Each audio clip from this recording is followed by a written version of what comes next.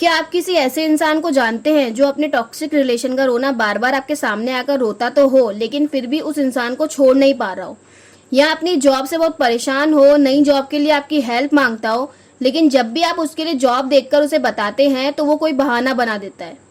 या फिर आपके आसपास ऐसा कोई इंसान जो अपनी किसी बुरी लत से परेशान हो लेकिन फिर भी उसे छोड़ नहीं पा रहा हो, या फिर आप खुद किसी ऐसी सिचुएशन से डील कर रहे हो।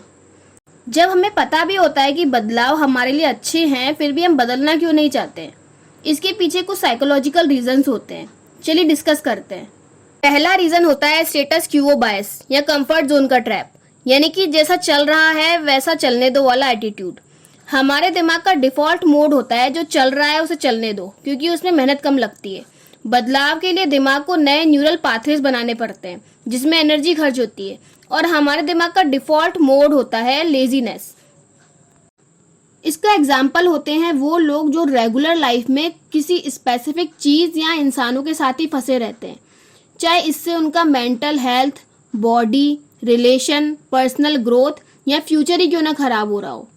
उदाहरण के लिए टॉक्सिक रिलेशनशिप में फंसा कोई आपका दोस्त, आपका कोई फैमिली मेंबर जो एक फॉलोड रूटीन वर्क खत्म करके फोन लेकर बैठ जाता हो, या आपके पड़ोस का कोई घर का ऐसा बच्चा जिसको स्टडी मटेरियल से ज्यादा मोबाइल फोन के फीचर्स का पता हो।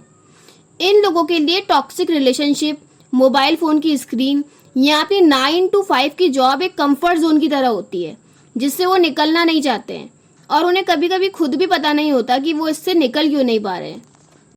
दूसरा रीजन होता है psychology of fear and uncertainty. इसको हम अनजान चीजों का डर, मेहनत और हार का डर या बदलाव की कीमत चुकाने का डर भी बोल सकते हैं। किसी भी ह्यूमन बीइंग को असली डर जाने पहचाने टॉक्सिक इंसान की जगह सोल्यूशन लेकर आने वाले अनजान आदमी से लगता है। इसे साइकोलॉजी में अनसर्टेनिटी इंटॉलरेंस कहते हैं। पुरानी बुरी आदतों में, एरोगेंट सीनियर के साथ जॉब में या टॉक्सिक रिलेशन में हमें पता होता है कि आगे क्या होने वाला है, लेकिन नए बदलाव से हमें डर लगता है क्योंकि हमें पता नहीं होता कि आगे क्या होगा। लोग जानी पहचानी नर्क जैसी जगह पर रहना ज्यादा पसंद करते हैं बजाय नई जगह ढूंढकर अकेले रहने से। वरना कई औरतें सालों साल ऐसे घरों में क्यों रह रही होती जहाँ रहने में उन्हें परेशानी होती है। कई लोगों को लगता है कि परेशान रहना उनके लिए ज्यादा इजी है बजाय उस तकलीफ के जो बदलाव के दौरान उन्हें झेलनी पड़ेगी। जैसे कि कई लोग पुरानी बेकार नौकरियों में सिर्फ इसीलिए फंसे रहते हैं क्योंकि पुरानी नौकरी छोड़ने और नई नौकरी मिलने के बीच का जो स्ट्रगल है उसे वो करना नहीं चाहते, उससे डरते। इसका एक और एग्जाम्पल है वो लोग जो लंबा टाइम एक काम में देने के बाद उसी में फंसे रहते हैं, चाहे उसमें ग्रोथ हो या नहीं, क्योंकि नए काम में फेल होने का डर होता है, और फेल हो गए तो जो चीज अभी हाथ में है उससे भी चले जाएंगे। तीसरा रीजन होता है आइडेंटिटी लॉक इन। आपने आसपास ऐसे बच्चे जरूर देखे होंगे जो क्लास में रेगुलर टॉप करते हैं, लेकिन कभी कभी जब वो कुछ नंबर से पिछड़ जाते हैं तो उनकी टॉपर का टैग किसी और स्टूडेंट को मिल जाता है और वो बच्चा बहुत जल्दी दुखी हो जाता है। जानते हैं ऐसा क्यों होता है? क्योंकि उस बच्चे ने अपनी पूरी आइडेंटिटी उस टॉपर के टैग से जोड़ रखी है, और जैसे ये टैग उससे छूटने लगता है उसको अपनी आइडेंटिटी भी टूटती हुई सी लगती है। वो इसीलिए दुखी नहीं है कि वो कुछ नंबर से पीछे रह गया और टॉपर नहीं बन पाया, वो इसीलिए दुखी है कि उसकी वो टॉपर की आइडेंटिटी उससे छूट गई है, और अब वो आइडेंटिटी वापस पाने के लिए हो सकता है अगली बार वो बच्चा चीटिंग का सहारा भी ले ले।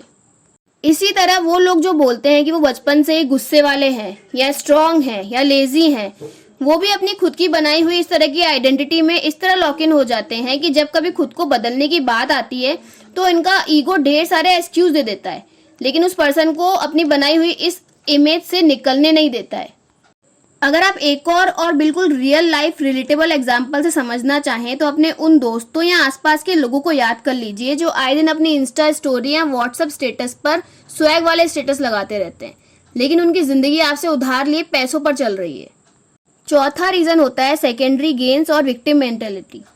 अगर आपके फ्रेंड सर्कल में या ऑफिस में या रिश्तेदारों में ऐसा कोई पर्सन है जो हमेशा अपनी परेशानी का रोना रोता रहता है, तो ये उसका सिंपैथी और अटेंशन पाने का एक जरिया है, और ऐसे लोगों को अगर आप कोई लॉजिकल सोल्यूशन दे भी देंगे तो उसे नहीं अपनाने के बहाने बनाने लगते हैं। इससे दो फायदे होते हैं। पहला, अपनी खुद की असफलताओं और गलतियों की जिम्मेदारी से बच जाते हैं, और दूसरा, उन्हें आपकी अटेंशन मिलती है और ये उनकी परेशानियों का रोना रोकर आपसे अपना काम भी निकलवा लेते हैं। पांचवा रीजन होता है लॉस एवर्जन। साइकोलॉजी कहती है कुछ पाने की खुशी से ज्यादा दुगना किसी चीज को खो देने का दुख होता है। जब किसी पर्सन को कुछ पाना होता है, जैसे अच्छी बॉडी या नई जॉब, तो उसे कुछ पुरानी चीजें छोड़नी पड़ती है, जैसे पुराने दोस्तों का सर्कल, पुरानी आइडेंटिटी या अनहेल्दी फूड। तो वो फ्यूचर में होने वाले अपने फायदे की बजाय प्रेजेंट में होने वाले नुकसान को देखने लगते हैं। इसका सबसे अच्छा एग्जाम्पल है वो लोग जो नए काम में हाथ डालने से डरते हैं कि कहीं पुरानी सेटल जॉब हाथ से न चली जाए। अगर ट्रेडिंग का एग्जाम्पल लें तो जब हम शेयर खरीदते हैं तो प्रॉफिट का अंदाजा लगाते हैं, लेकिन सबसे पहली बात हमारे दिमाग में ये आती है कि इससे नुकसान कितना झेलना पड़ सकता है। छठा रीजन होता है लर्न्ड हेल्पलेसनेस, यानी कि मान लेना कि कुछ नहीं हो सकता। जब कोई इंसान बहुत लंबे समय तक तकलीफ में रहता है तो उसका दिमाग ये मान लेता है कि अब कुछ नहीं हो सकता, जैसे टॉक्सिक मैरिजेस। या जब इंसान की पिछली कोशिशें नाकाम हो चुकी होती हैं तो वो नई कोशिश करना ही बंद कर देता है और इसको अपनी किस्मत मानकर हार मान लेता है। अब वीडियो को इस बात पर ख़त्म करते हैं कि बदलाव के लिए हिम्मत, अनिश्चितता और डर, इन तीनों को गले लगाना पड़ता है। और जब तक बदल जाना ना बदलने से ज़्यादा ज़रूरी ना हो जाए तब तक लोग अपनी पुरानी तकलीफ़ों से ही चिपके रहते हैं।